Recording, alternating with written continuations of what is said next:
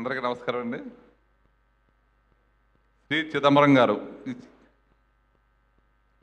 ఈ సినిమాకి ఈవేళ చీఫ్ గెస్ట్కి ఇచ్చేసినటువంటి కీరవాణి గారికి, అలాగే ఆనంద్ దేవరకొండ గారికి, మొదటి నుంచి ఈ చిత్రబృందాన్ని, ఈ డైరెక్టర్ని వీళ్ళందరినీ ప్రోత్సహిస్తున్న నిహారిక గారికి ప్రత్యేక కృతజ్ఞతలు చెప్పుకుంటున్నాను. సినిమా ఎలా తీసానో 2-3 సార్లు చెప్పాను, కానీ ఇంకోసారి కూడా చెప్తా. వీళ్ళు క్రౌడ్ ఫండింగ్ కోసం తిరుగుతుంటే,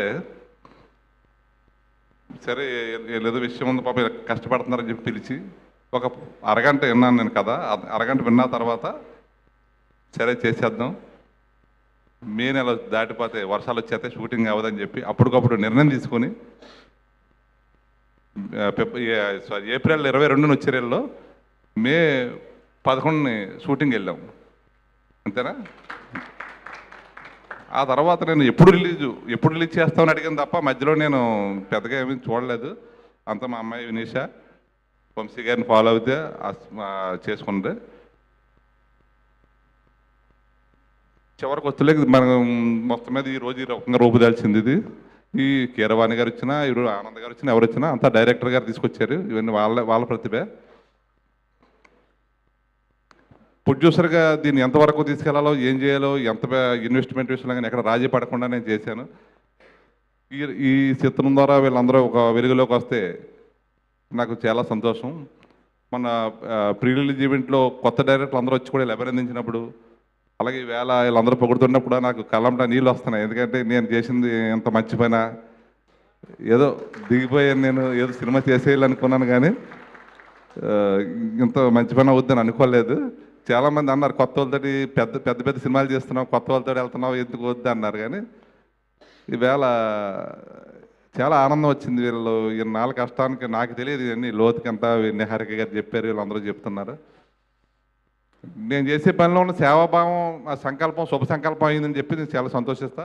ఈ చిత్రాన్ని ప్రేక్షకులు కూడా 6వ తారీఖున తప్పనిసరిగా చూసి వీళ్ళని ఎంకరేజ్ చేస్తారని కోరుకుంటున్నాను. ఇది కొత్త వాళ్ళ చిత్రం కాదు, ఎందుకంటే ఎక్కడా కూడా వంశీ కానీ సంజయ్ కానీ యాక్టర్స్ ఎక్కడా కూడా కొత్త వాళ్ళని అనిపించారు, అంత కరెక్ట్గా చేశారు. ఎవరైనా ఫాల్ట్ పట్టుకుని వీళ్ళు సరిగ్గా చేయలేదని చెప్తే నేను దానికి బాధ్యత వహిస్తాను. అంత బాగా చేశారు. లొకేషన్ సెట్ అన్నీ. వినయరత్నం, మీ టీం అందరికి కూడా ప్రత్యేక ధన్యవాదాలు.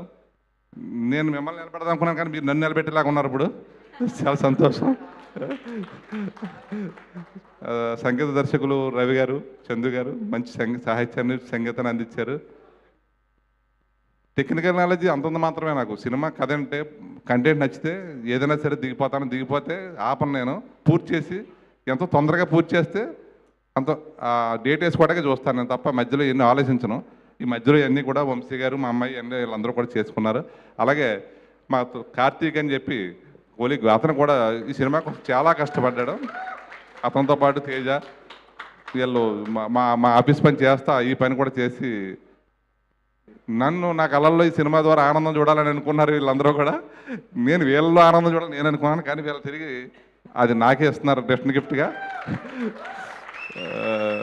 నేను ఇంకా సక్సెస్ మీట్లో చెప్తాను. ఇప్పటికి సినిమా గురించి చాలా ఎక్కువ మాట్లాడుకున్నాం.